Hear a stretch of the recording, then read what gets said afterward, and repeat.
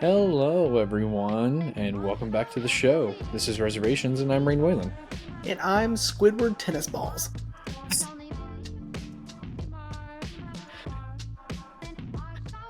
Are are you like his cousin, Squilliam Fancy Bottom? Yeah, I don't know. I was talking with Haley and she was just giving me suggestions. That was one of them, and I liked it. So, Squidward Tennis Balls? yeah.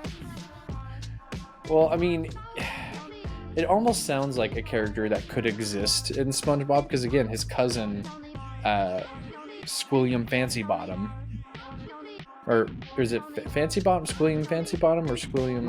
I know it's Squilliam, which is the funniest thing in the world to me. It's Squilliam Fancy Son. Squilliam Fancy Son. Oh, okay. So I didn't have the right verb, adjective, noun, whatever. Well, that was the voice of one of our producers. Apologize. We're just gonna start crediting Haley as the producer. Maybe the cats too, if they pipe up. Sorry, that was. We'll just give Haley a mic, because that all the one producers. of our sound engineers in the booth. Sorry about that. In the. Oh God. Well, welcome back, everyone. Yep. So buddy, we did a virtual hangout sesh the other day. Yeah, it was fun. Yeah. For my birthday, Ashley kind of gave me the idea while we were at Disney, because she asked me what I wanted to do with for my birthday. And I was like, I don't know, because this year my birthday fell on a Sunday, which relative to this recording was yesterday. Also, Super Bowl. It was just weird. And it was also the Super Bowl, so I had to compete with that. That was fun. But I was just like, I don't know. I don't know what to do. And she was like, well, we can invite the old gang for a hangout sesh virtually. I was like, yeah, we could do that.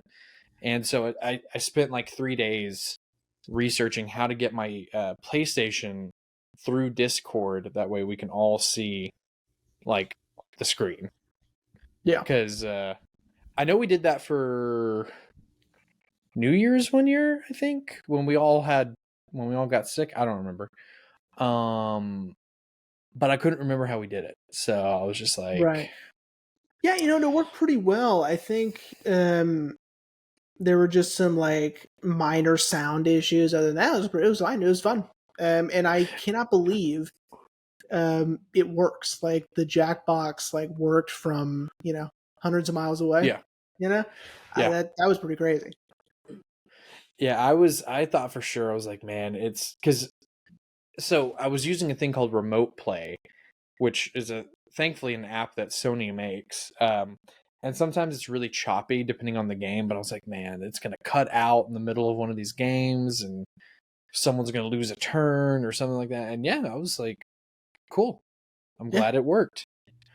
But speaking also, we were kind of talking about this off mic. Speaking of my birthday yesterday, competing with the Super Bowl, the only good thing that came out, which is what we were talking about, is we got the Deadpool 3 trailer.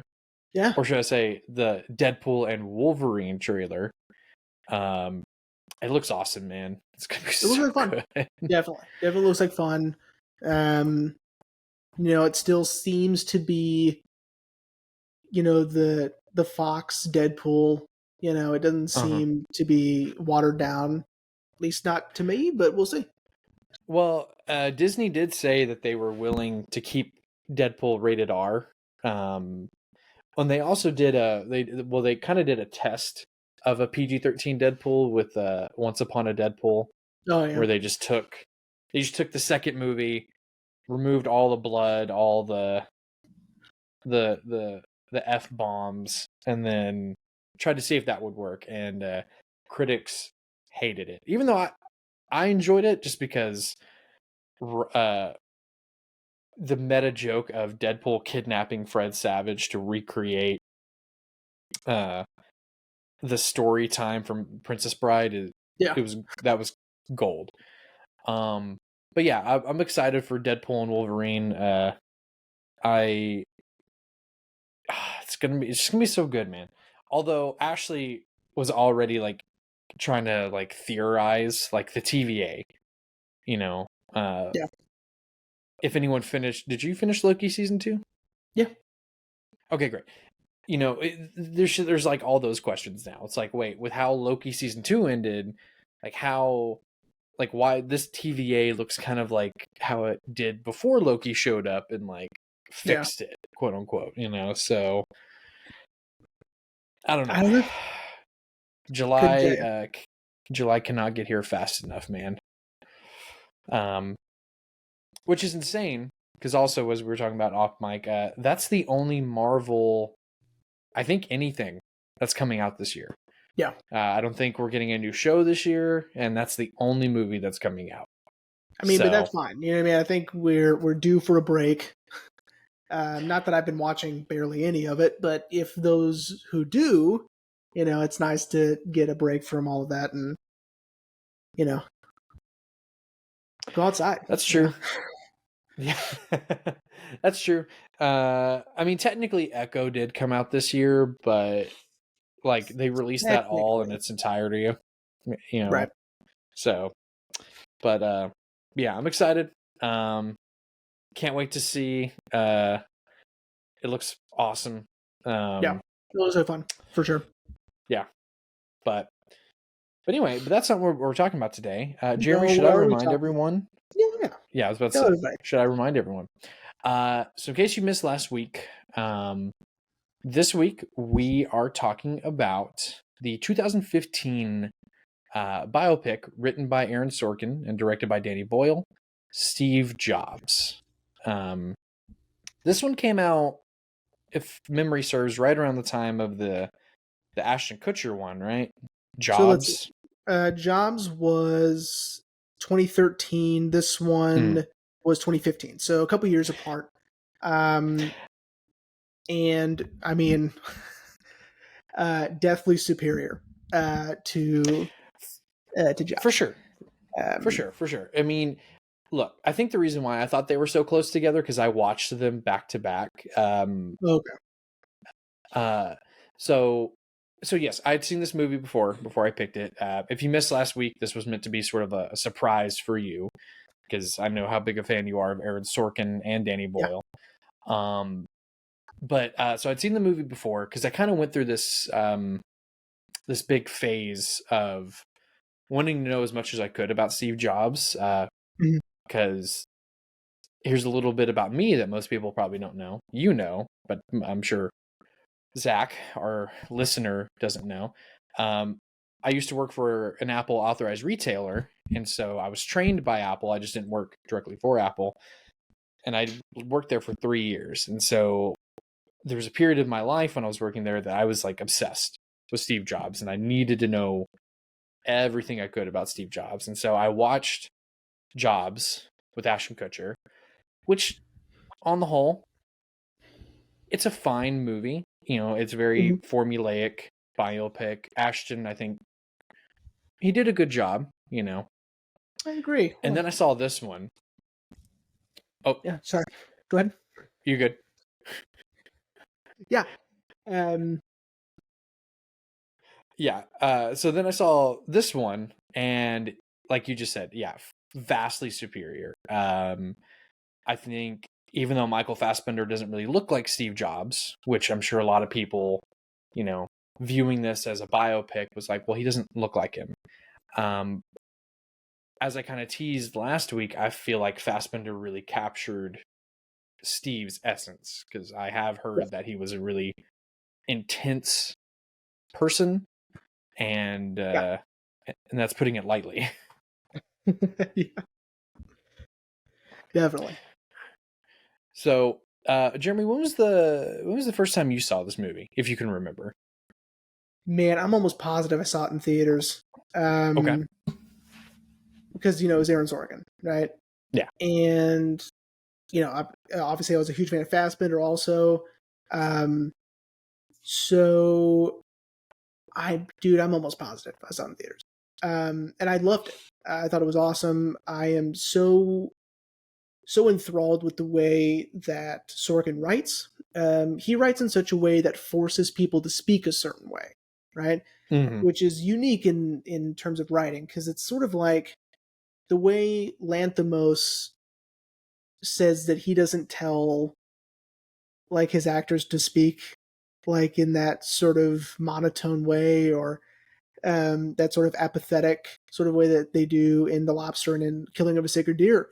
It's just sort of just like naturally what you do when you're going off of the script, or you're going off of the direction, or you're going off of just the tone of what you think that the film should be. In this case, it's sort of like Sorkin just writes fast, furious dialogue.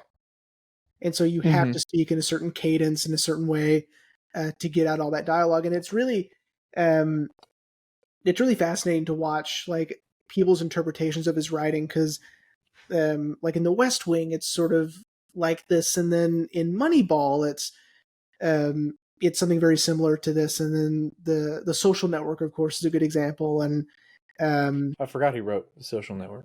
A Few Good Men, and even Molly's Game, right? Um, it's just inherent in the way that he writes and the way that he wants people to interact, the characters to interact, because it's a lot of just talking over one another, you know. Mm-hmm. Yeah. And what I've categorized as something that I think Sorkin excels in is he excels in smart people being smart. Is my sort of um, layman's way of putting it. Mm-hmm. If you've seen The West Wing, if you've seen The Newsroom, if you've seen, Molly's Game, Social Network, right, Moneyball, like these are smart people being smart in what they're doing, right? People are experts at what they're doing, and they are showcasing their expertise, right? Yeah. And I love it. And in this case, in this unique case, and also a little bit with Social Network, but less so, is that this is sort of historical fiction. Mm-hmm. And I guess this is a good way to segue into the synopsis, and I'll take care of it this time. Since you did it last time, I think. So, Did I? Oh, yes. Yeah, I did.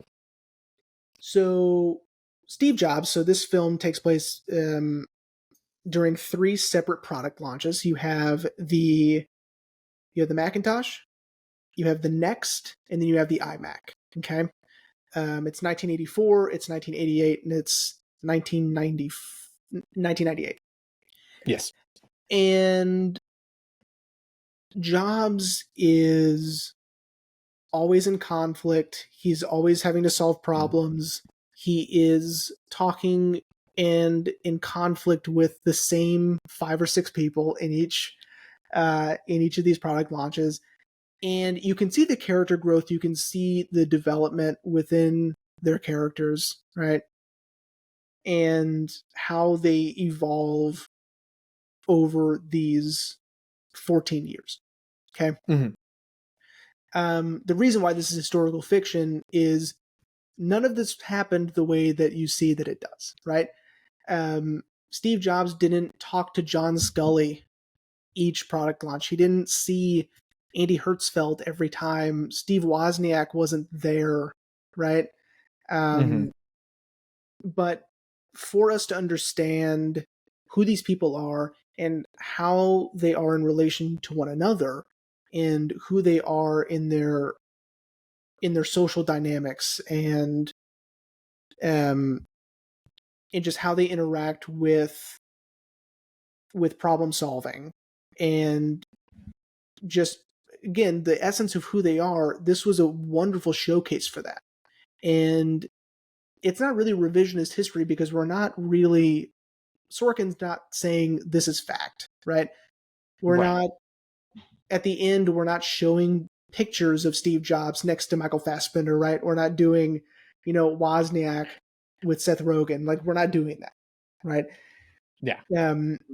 There's even hints along the way to future Apple products like they're Easter eggs, right? Yeah. Which is fun.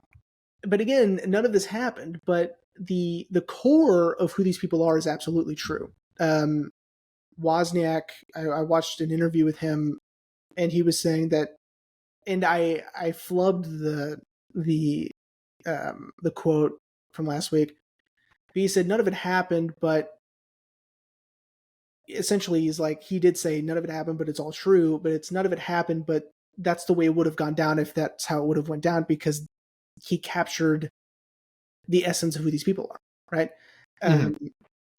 And he had absolutely no problem with it. And he actually liked that Seth Rogen played him, and he liked that how he was playing him, because he said, I would never call Steve Jobs an asshole, ever. I would never speak to him the way that Seth Rogen does in the movie, but it shows that conflict, and it shows the dichotomy between the two of them, and it shows how passionate they are about their beliefs, right? And their ideologies and their philosophies and how things should be done. And Sorkin captures that perfectly. So, yeah. And was that your synopsis? Yeah. Terrible. Went off the rails. It was great. It was great. I completely agree. Because like I mentioned at the top of the show, Steve Jobs sort of became it became a hyperfixation of mine for a few months. And, and I love that inner cut with how Sorkin wrote how it could have gone down. We do get fact. We do know that the fact that, which again, it is true, the Macintosh did fail. That Steve was fired out of Apple. John Scully was one of the reasons for that. That then Steve went on to make Next, and then Next was a failure, and then desperate for something, they brought Steve back, and Steve saved Apple, and then there we go. Yeah. But I love that, because like exactly what you said, that Sorkin captured who these people are, because yes, I don't think I've seen that exact interview, but I have seen interviews with Steve Wozniak, and Steve, the Woz and Jobs, from everything I've gathered from what Wozniak has said, is that they were like brothers, that they loved one another. Wozniak loved Jobs. I'm sure they didn't agree on things, but I do like that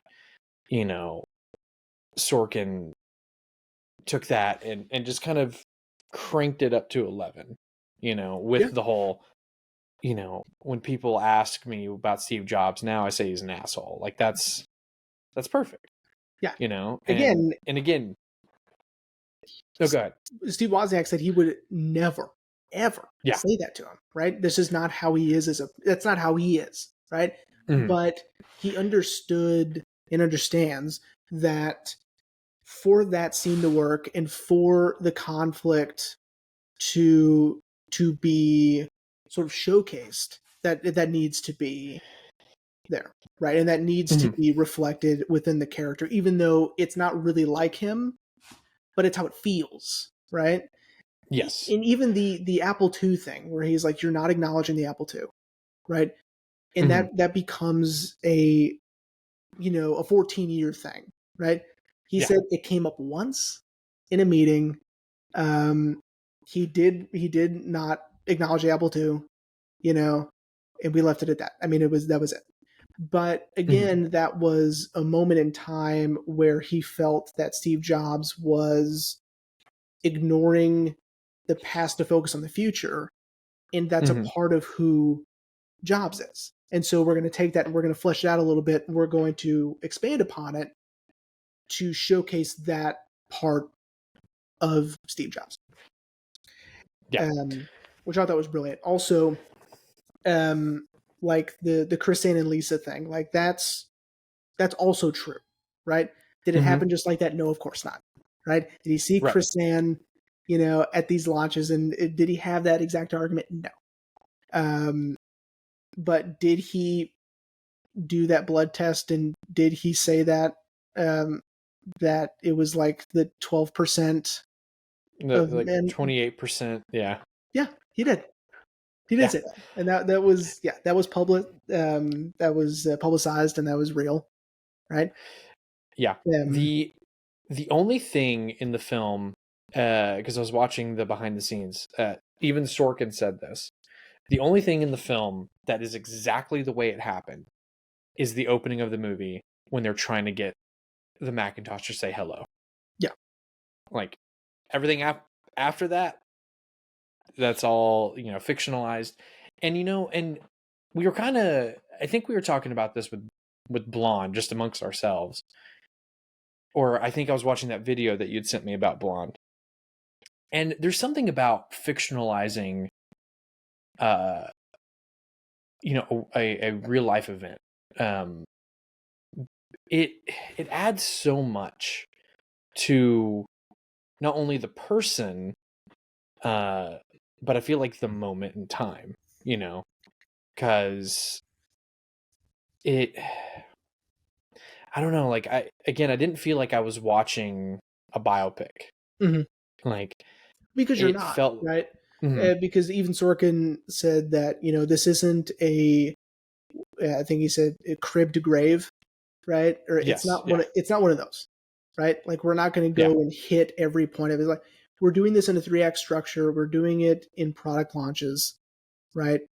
hmm Yes, it's a 14-year period. That's a substantial amount of time, but we're not going to touch on like these moments, in the traditional stereotypical way a biopic does. I like that, when he's arguing with Steve Wozniak, about, this argument began in the garage, and then we do get a flashback to them in the garage, right? That's cool. hmm I like that. We get a little bit of that, that sort of humble beginnings, right?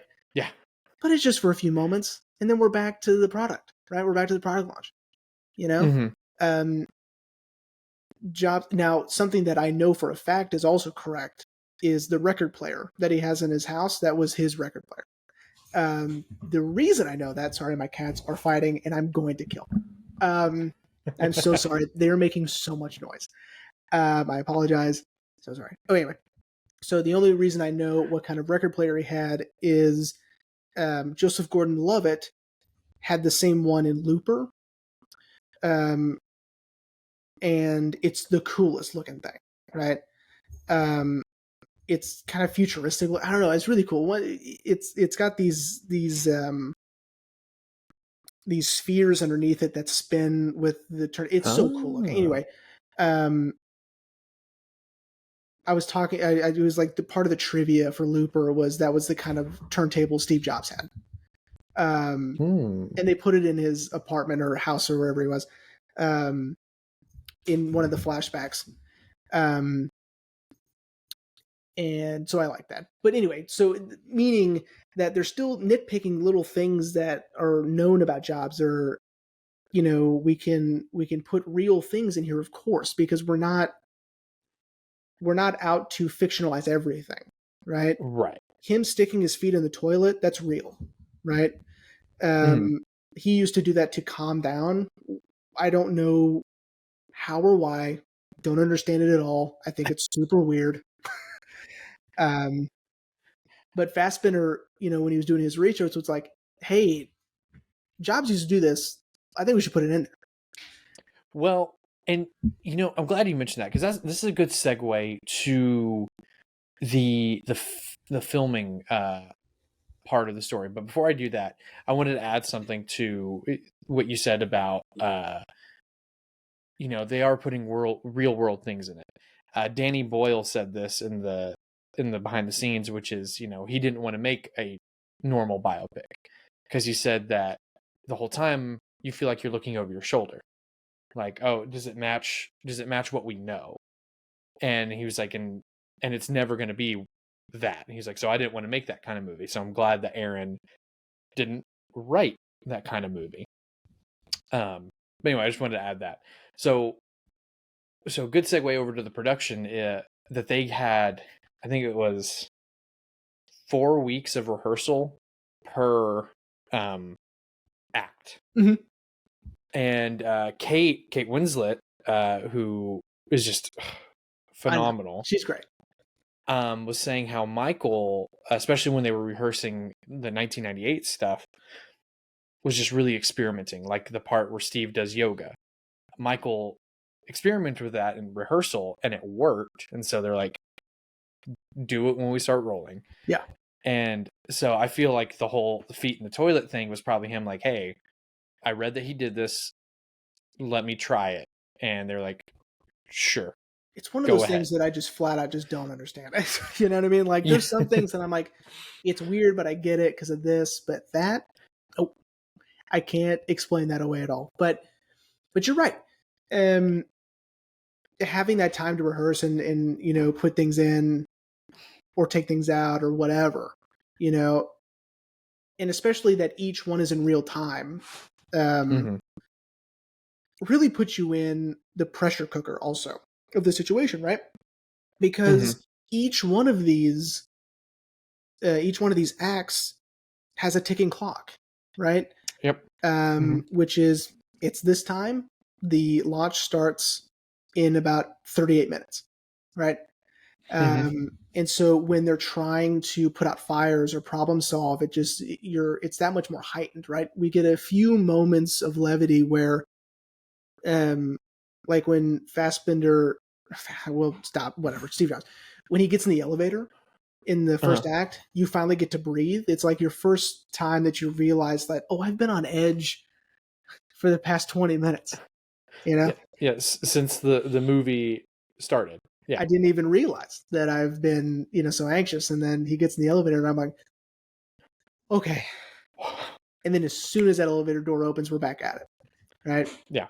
And he has that moment where he looks at the boxes of the Time magazine. Yeah.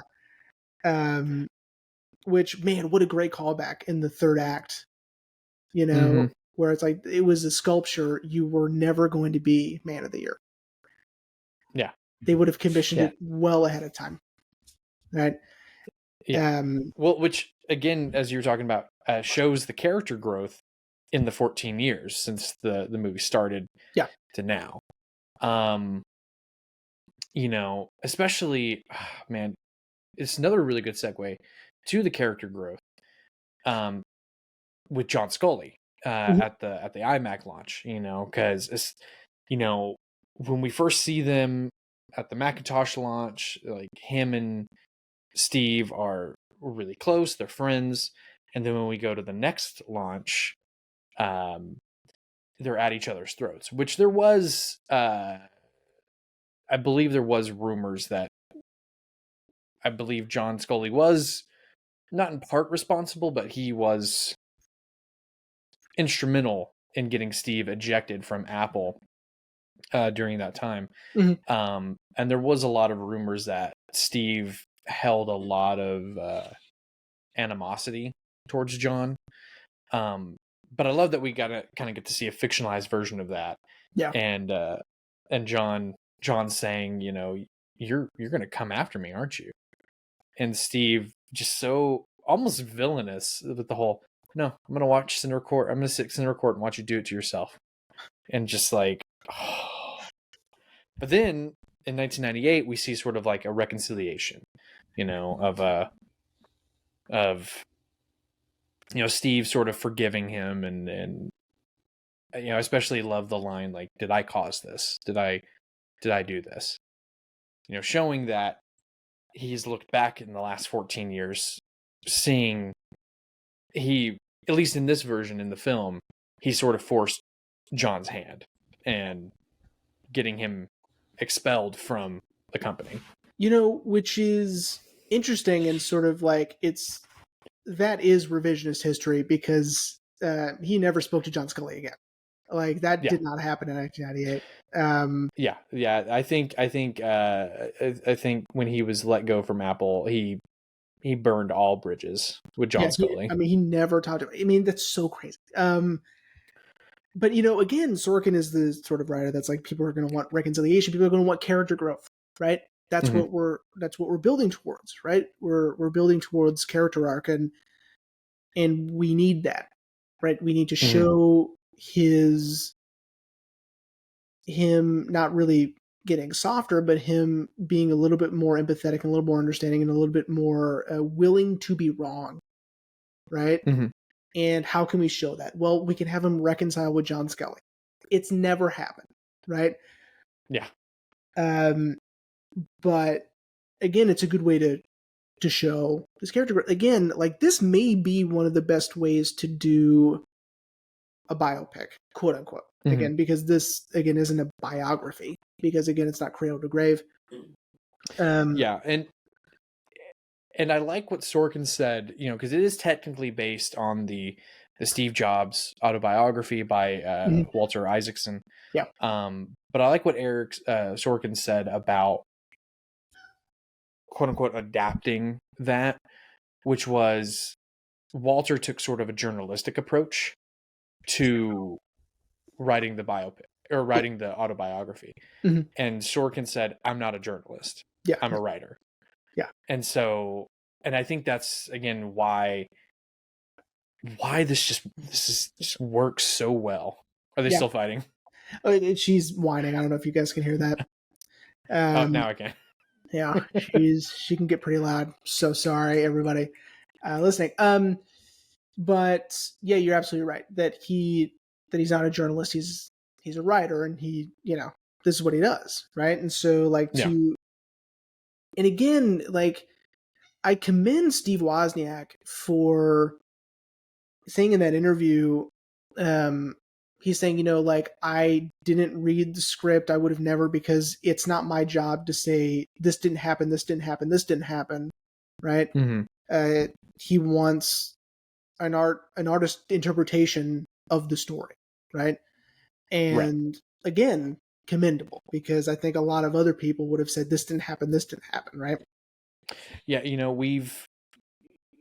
this is sort of a sidebar, but we have seen, in recent years with biopics getting hate for, the maybe someone who wasn't asked or something like that.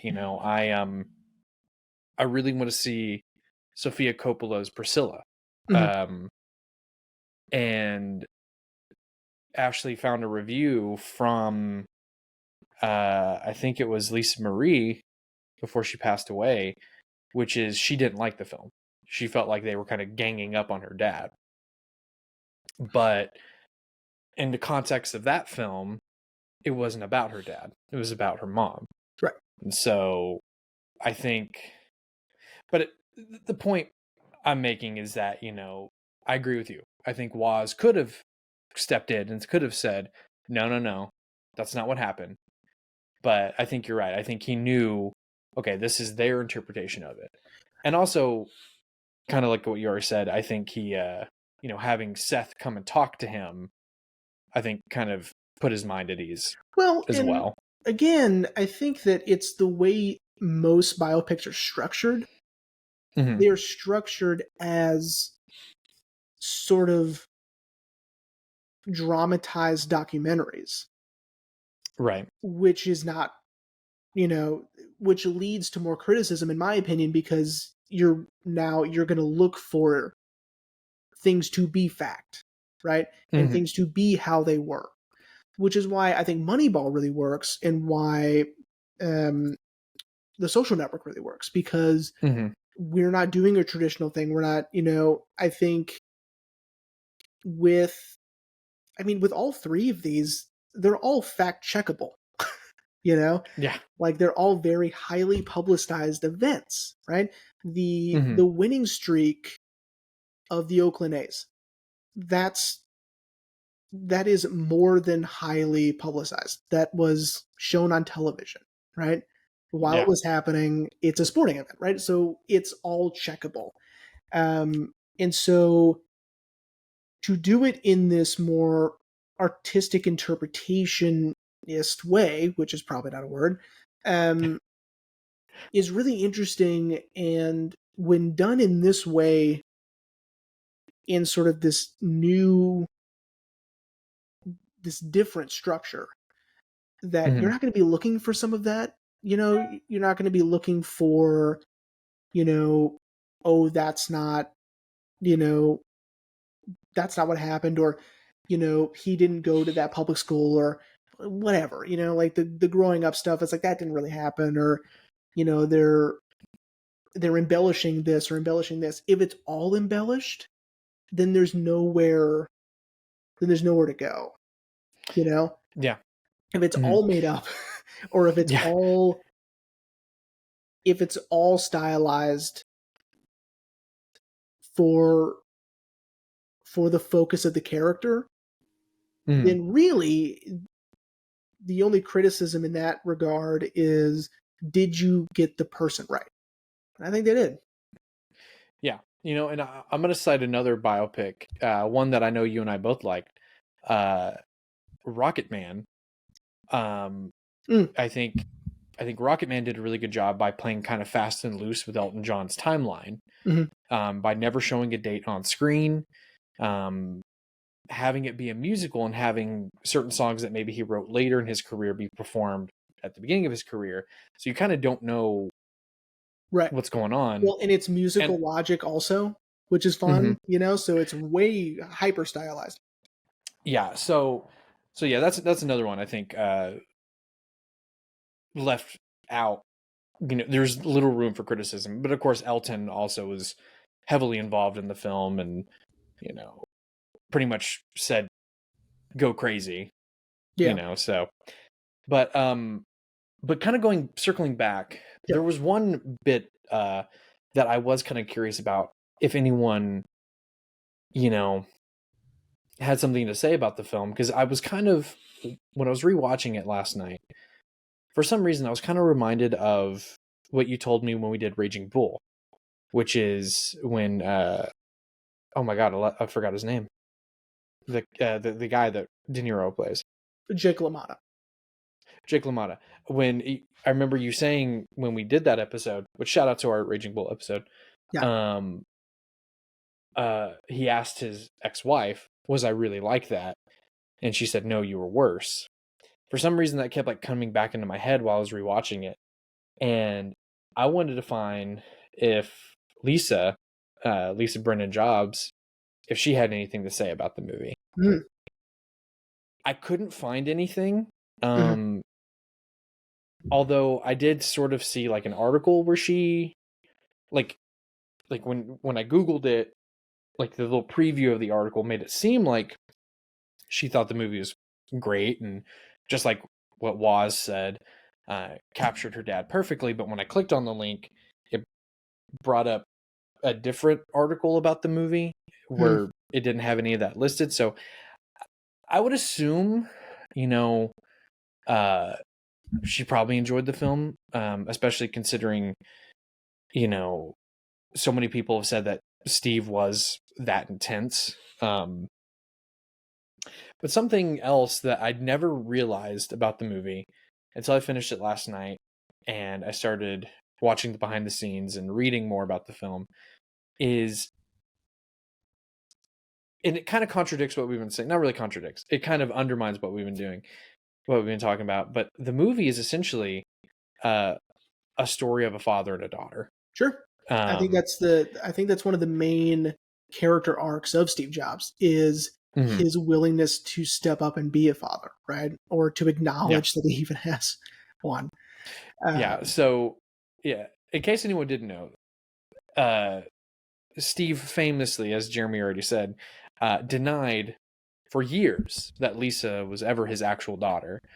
Even though a blood test confirmed it, he still tooth and nail denied it until I think about the 90s, when he finally started accepting her and trying to be a father, which we see in the third act of the film. Um, but yeah, I really picked up on that, uh, that this is really, because it starts off, he, at the beginning in the act one, he doesn't really care to have her around. Chris Ann is definitely just kind of using her for leverage, at least in his eyes. And then by 88, he doesn't mind talking to her, when she's measuring the cube, and she's like, well, it isn't off. Like, what are you talking about? It's not off. And then getting some advice from Joanne, like, when she does that, she's scared. Ask her about what she's interested in. Mhm.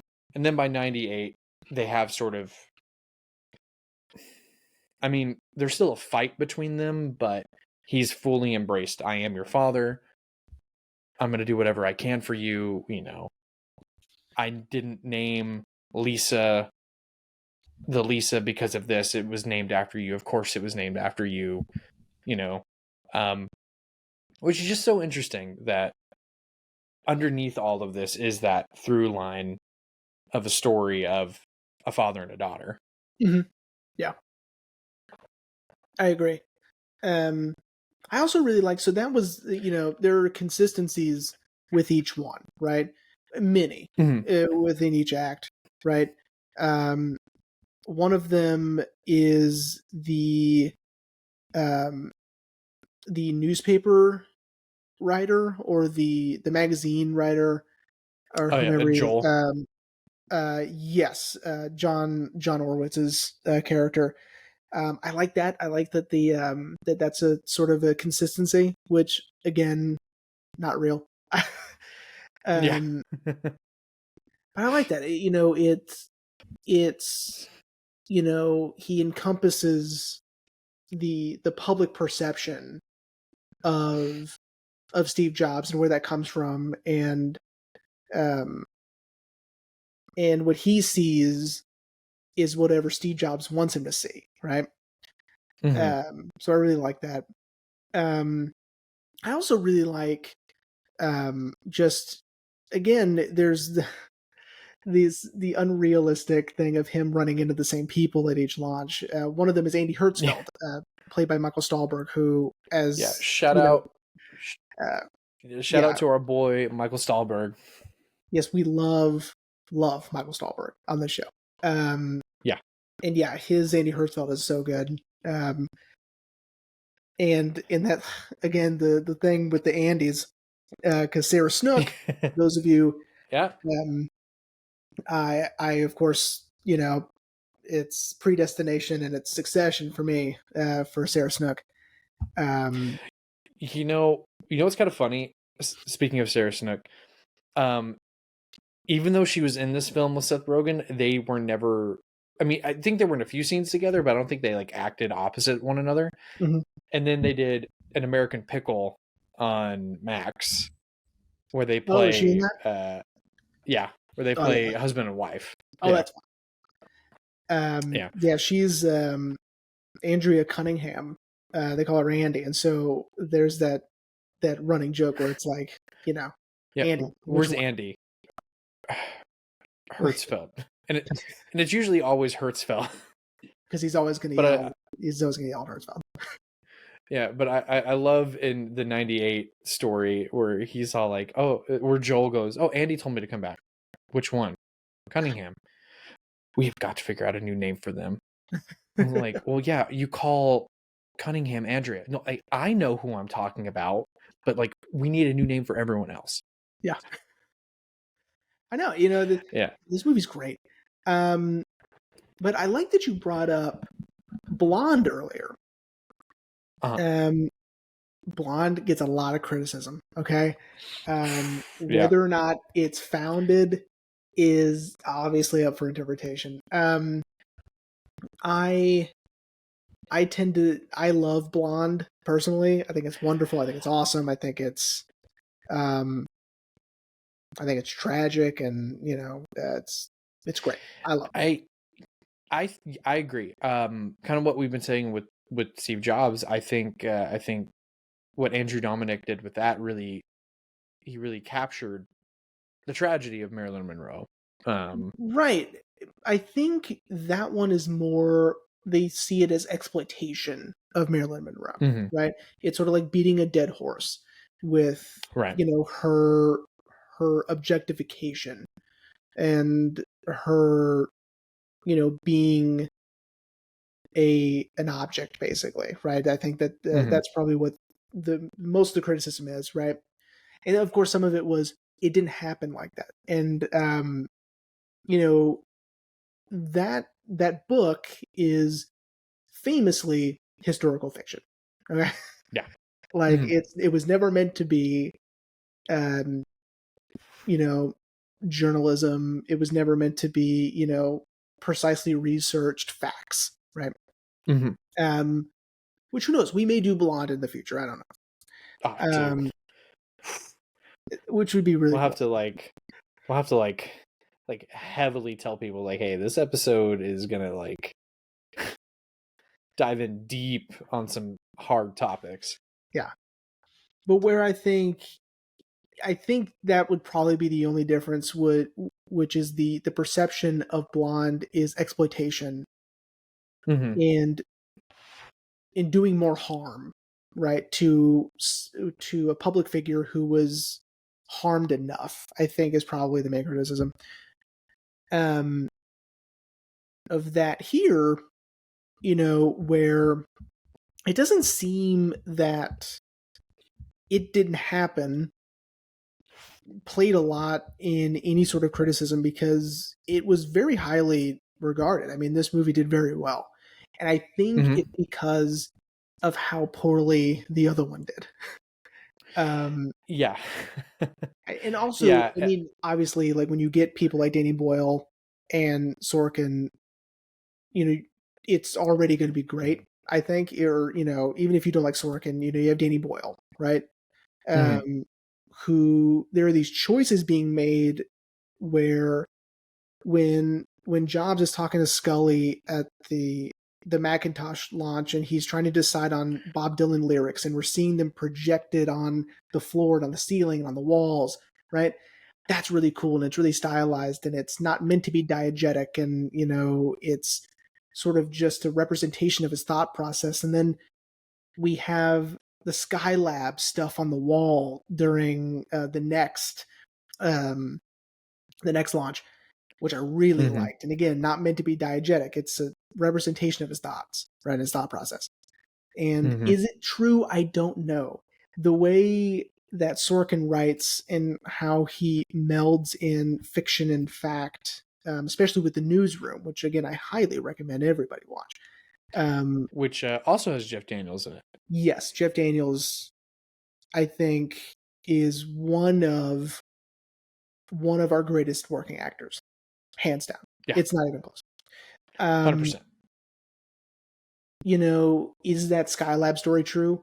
I would say probably. They also made a joke about it. Sorry, this is kind of off topic, but they also made a joke about it in Wet Hot American Summer. Oh, did they? Yeah. Yeah, when Janine Garofalo and David Hyde Pierce are doing their whole like dramatized like a piece of Skynet and it's like a giant satellite that crashes. Anyways. Yeah, I think so. That's probably true. I mean, I try not to take I don't want to take what he's saying about Skylab and then regurgitate it to someone and then they'll be like, that's not what happened. And you're just like, oh, what do I say? I heard it in a movie, right? So I learned it from a historical fiction film about Steve Jobs, and then you skitter off into the night. Right. I'd like to think that it is. I didn't look it up or anything. I don't know a lot about or anything about Skylab, but I like to think that is true. Right. Aaron Sorkin likes to put in things like that, these monologues of tales of perseverance or triumph or tragedy or coincidence or circumstance. He likes to do that within his work. He did it in The West Wing all the time. He did it in The Newsroom all the time, where Jeff Daniels would tell a story about once it was the Challenger explosion. And he talked about how one little thing and one little miscommunication or an unintended consequence led to the tragedy of the Challenger explosion.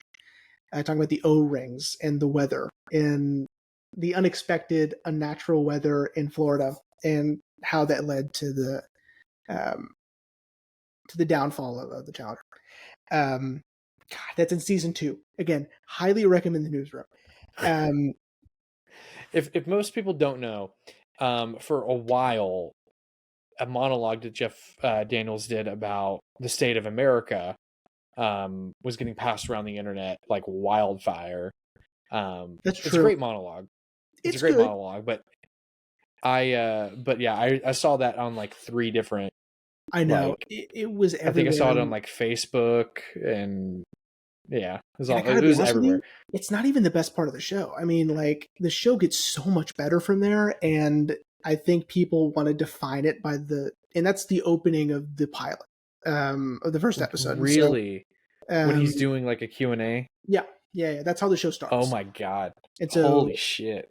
That's how we're introduced to Will McAvoy, his character. And so, I'd like for people not to define it by that moment, and by that clip, whether you agree with it or not. I think you should just watch the show regardless. But I don't remember where I was going with all of that. I just started fawning over the choices that Danny Boyle is making with the yeah, that's pretty much what you're doing. Now, I do want to do this real quick. Sure. I want to just briefly, just ever so briefly, talk about the Ashton Kutcher Jobs film. Okay, which I've not seen. So, oh, you haven't? Okay, no. Well, you're not missing much. It's a by the numbers biopic. I mean, Ashton, he does an okay job as Steve Jobs. I would say Fassbender did it better. I think Fassbender, as we've been saying, really captured the essence of Steve Jobs. Mm-hmm. Ashton just really captured him in looks and sort of like the boyish charm that people had in their heads of Steve Jobs. But anyway, the reason why I wanted to bring that up real quick is because the film opens in a really interesting way. Kind of like this one, where the film opens actually with, an interview from, I'm assuming, the 50s, late 50s. It's the 60s. The 60s, yeah, about how 60s. Computing is going to go from these giant wall-to-wall, floor-to-ceiling cabinets to personal computing, laptops, like how we're doing the show now, and all that kind of stuff. But Jobs opens with a quote-unquote product launch as well. More so an internal launch of Steve, like, talking to the internal team about what they're going to announce. And, like, he's already in, the black turtleneck, the jeans, the glasses. Mm. And the film opens with him pulling out the iPod. And then we flash back to Berkeley. Is that where Steve went? Berkeley? Or no clue. It was just for a semester anyway, so it doesn't really matter. Yeah, but then we get flashback to the 70s, and then the movie goes on from there. And so it's interesting that, that film doesn't really waste, like, it doesn't want to show us older Steve Jobs. Because the film ends with him meeting Johnny Ives, who was Steve's like right-hand man for design for quite a long time, until he eventually left Apple in 2017. I think he left shortly after I think Tim Cook came on. Anyway, but that's how the film ends: is them meeting and them designing the first iMac, which is how our movie ends. Mm-hmm. Is the unveiling of the iMac. Yeah. Which, sidebar, can we bring back those designs? Those late 90s, like, see-through, clear designs. Yeah. Like, that was so cool. Like, why did we ever stop doing that? Now, here's what's interesting in that you're bringing up the design of the iMac, right?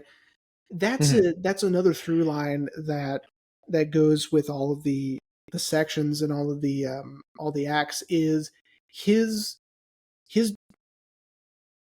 unwillingness to back down when it comes to what can you do with it, right?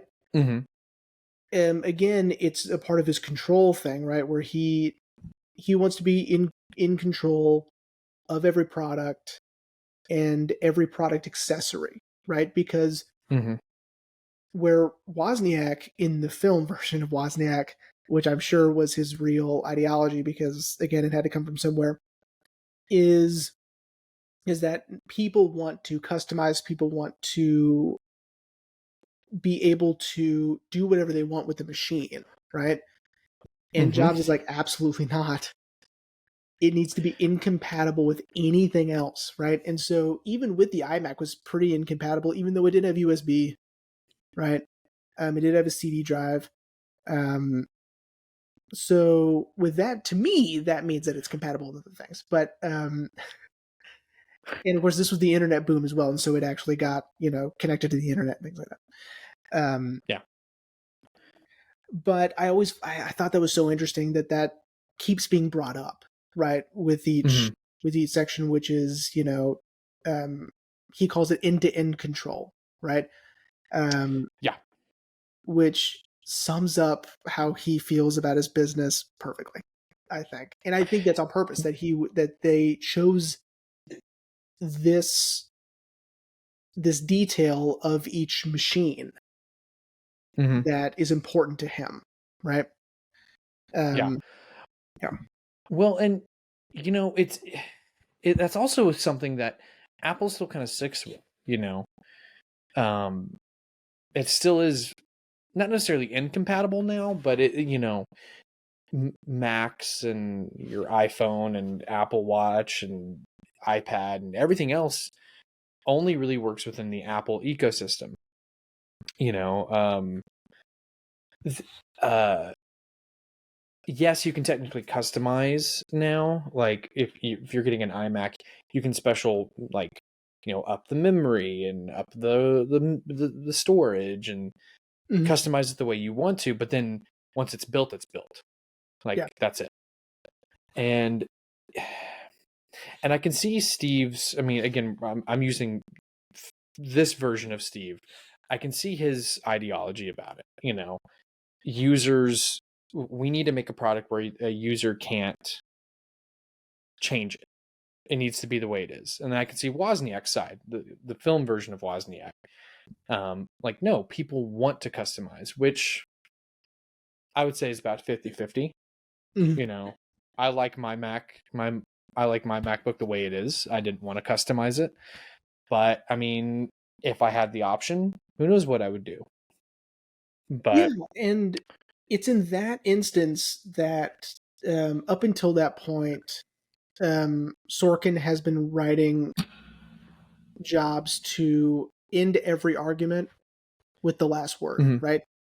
Like his stubbornness and his unwavering um, sense of being right, is always at the forefront. It's in this mhm, flashback where he doesn't get the last word, Woz does. Um, where he talks about, I'm not giving this computer human flaws, especially not yours, right? Or whatever it was. mhm, And that was it. And so again, it's showing that instance of him willing to step back and be not wrong necessarily, but take a step back and realize that maybe Wozniak is right. mhm. Doesn't happen very often. Um, but I like that, right? He hasn't always been so stubborn, right? Yeah. He used to be willing to back down, right? Or at least give Mm, someone else the opportunity to be right. Um, right. Well, I wanted to talk about something just real quick. Because there was a part in the film that I forgot about, and it's when he meets John Scully um, during the next mhm. launch. And I meant to say this earlier. We're not just saying the next launch, everyone. The product literally was called Next, Yeah. Next. Next. Anyway, and Scully says, the myth of how I fired you is growing. And I never caught that the first time I watched the movie, but rewatching it last night, I kind of realized Sorkin was kind of onto something, because there is sort of this mythology surrounding Steve Jobs as a person, as, because as, Wozniak points out in the film, Steve isn't an engineer. He's not, he has a very base level knowledge on computing. But, as Woz says in the film, but you're hailed as a genius. Like, how does that make sense? And I don't know. I feel like Sorkin maybe wasn't tipping his, like, nodding to the audience, but saying, like, yeah, there is this mythology that surrounds Steve that has become bigger than the person, Yeah. And I think that's another reason why you and I like this movie so much, because they were trying to show the person, not the mythology. They're just trying to show him as a man.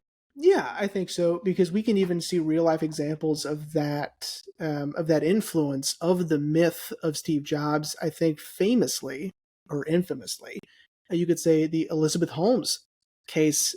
I don't know if you know who that is. She created the Theranos machine that would diagnose things with just a drop of blood, right? She ended up defrauding a whole bunch of people, and it wasn't true, and the technology just never caught up to what she wanted it to be. And like, it's a whole thing. There's a great documentary about her on HBO. There's a series starring Amanda Seyfried, where she plays Elizabeth that Holmes. one. She cites Steve Jobs as an influence in the way that she conducts her business, and even the way she dresses. She wears the exact same thing every single day because she heard that's what Steve Jobs used to do. Right? And so it's one less thing you have to worry about. It's one less thing you have to make a decision about, so you can have, the bandwidth to make other more important decisions, right? I don't know if that's true about Steve Jobs, but it doesn't matter because it's in the mythos. And you're exactly right.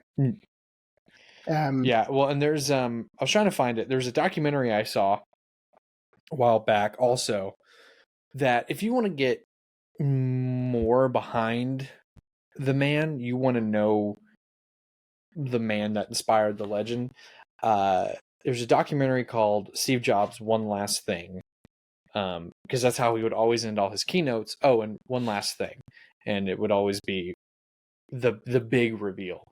And it's a really good interview. That's where I learned about the whole him bankrolling Pixar, essentially. And him having that screaming argument with one of the Pixar heads. And also where I've learned that he was a very intense person. But like, I just feel like, again, like I said with this, they really just show the man. Like, they stripped away the mythos, and they just showed that he's just a flawed man trying to do what he believes in, I guess. Yeah. And I do like the line that, during that argument with Wozniak about, him saying that you're not an engineer, you're not a designer, you have a basic, knowledge of computers and engineering. And it's because he's like, you play the violin, you're the best in your row, but I play the orchestra, right? It's, I don't know, it with modern eyes, it's sort of like it's such a 1%er thing to say, because it's,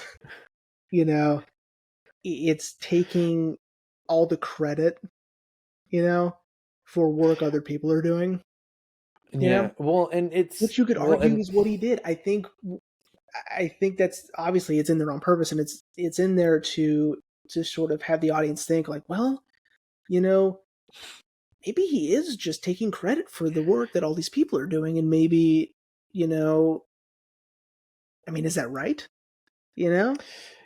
Well, and and to bring it into modern times, Tim Cook, the current CEO of Apple, kind of sort of does the same thing. Mhm. Not fully. I don't think not to the full extent, because I think he recognizes that if he did that, then people would probably criticize him for being like, "Oh, you're just trying to be Steve Jobs." But every new Apple announcement now always starts with Tim. Always goes back to Tim in between each segment, and then it always ends with Tim.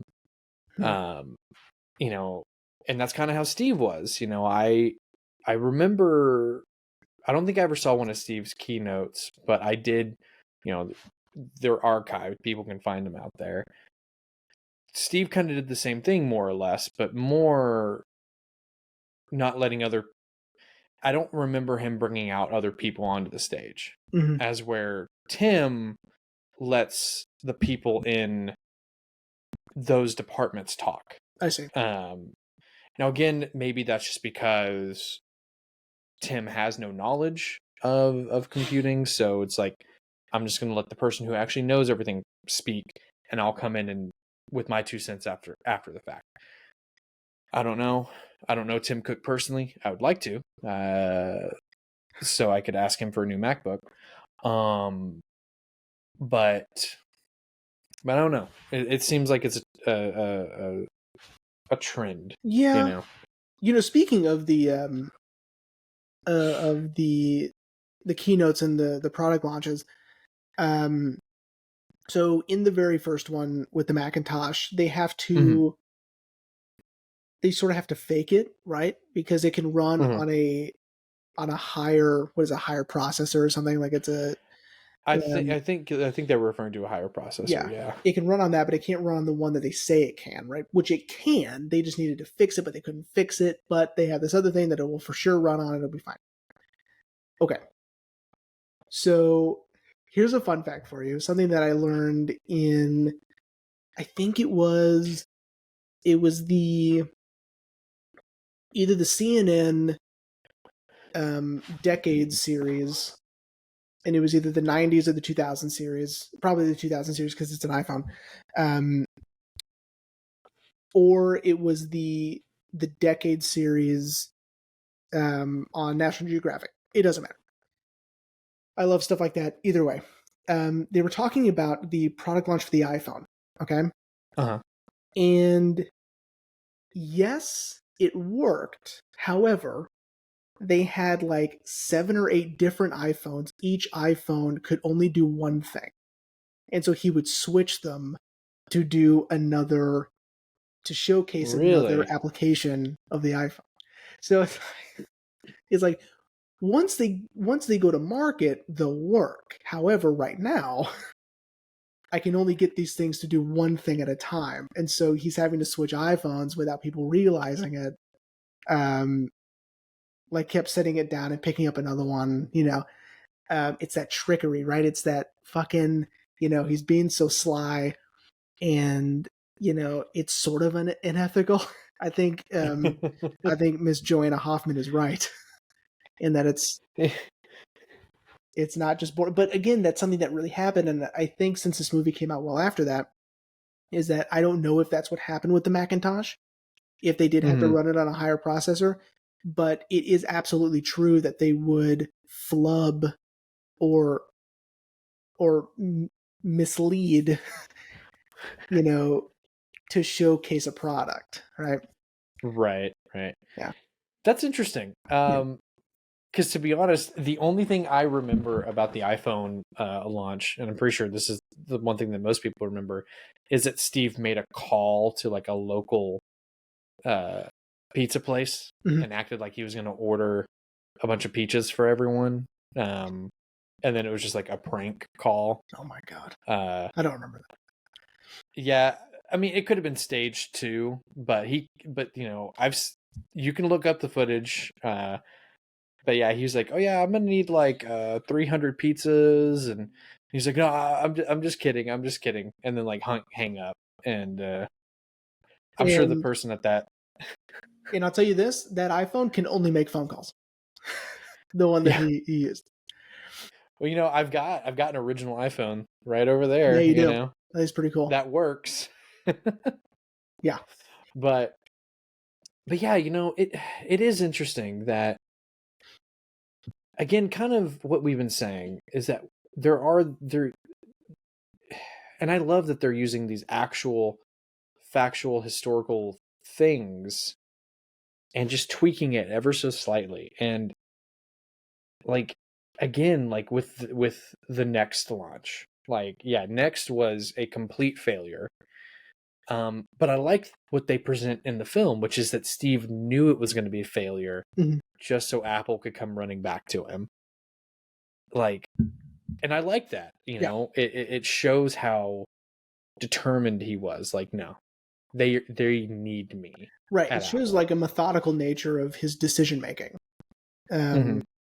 which is, I mean, a little nefarious, but whatever, it worked for him, right? And it worked for his people, whoever he wanted to bring on.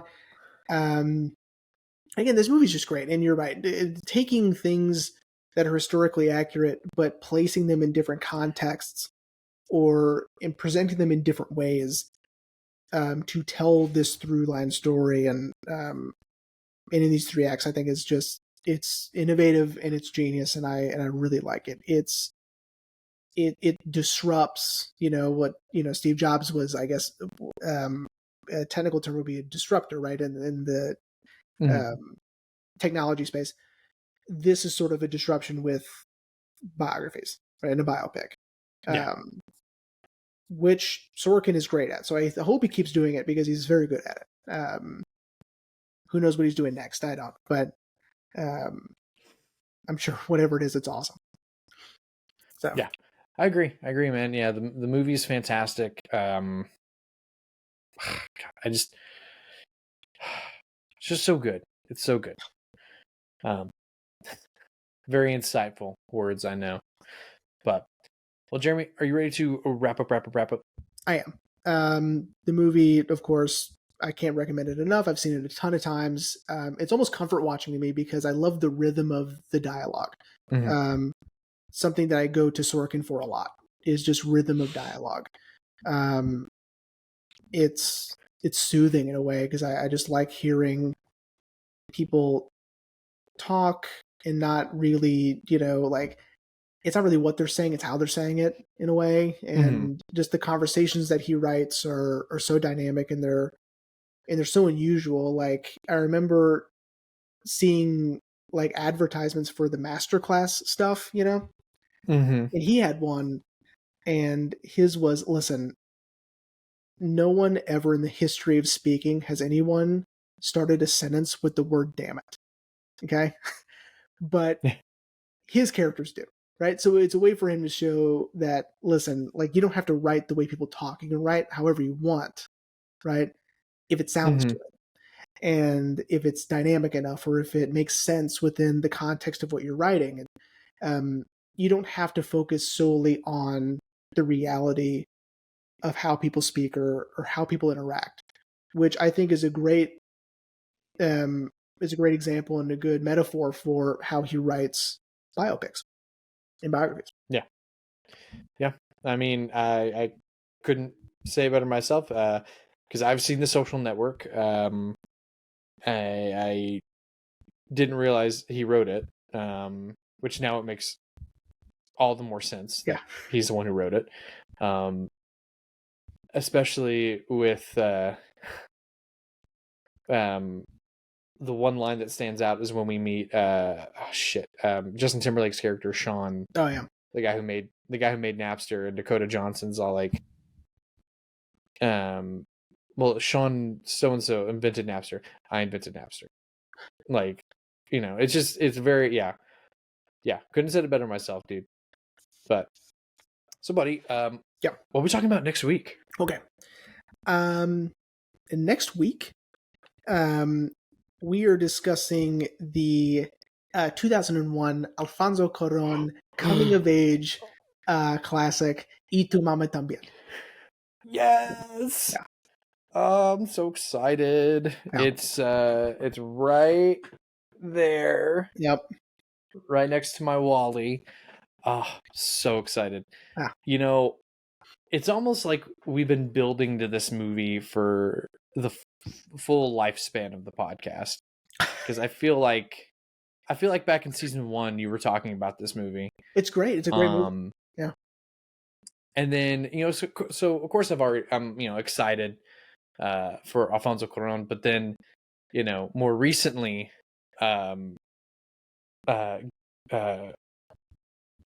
my God, Gael Garcia Bernal, just recently was in the Criterion Closet picking out some of his films, and he picked out Y tu mamá también, and I just love what he said, which is,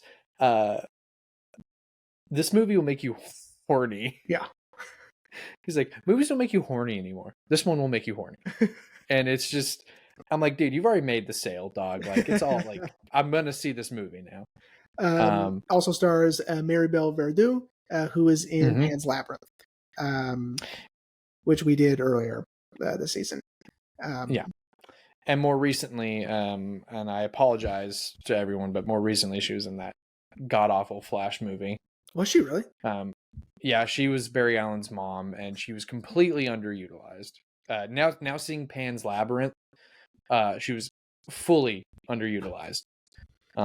Yeah, that's super interesting. I didn't know that. In the Flash, yeah, that's so bizarre. Does he have an accent? Well, okay. Yep. Cool. Yeah. Andy Muschietti didn't even. I don't think he even told her try to do an American accent. Yeah, because I think she's from Spain. Yeah. Well, and then. Yeah, she's from Madrid. Look at that. Hang on, everyone, before we close out the show. She's married to Ron Livingston in the movie because they couldn't get Billy Crudup back for this movie. And so Ron Livingston is Barry's dad, and it's just knowing that she's from Madrid and she has an accent. It's like, you chose to marry Ron Livingston? No shade to Ron Livingston. We love Office Space. No, yeah, we love Ron Livingston, but he also is very underutilized in The Flash. That movie was fine. It was way too overhyped. I don't know what the fuck kind of movies Tom Cruise had been seeing, but that was not the quote-unquote greatest superhero movie ever made. Yeah. It was fine. Yeah. But, all right, everyone. We hope you enjoyed this episode on Steve Jobs, and we will see you next week for Y tu mamá también.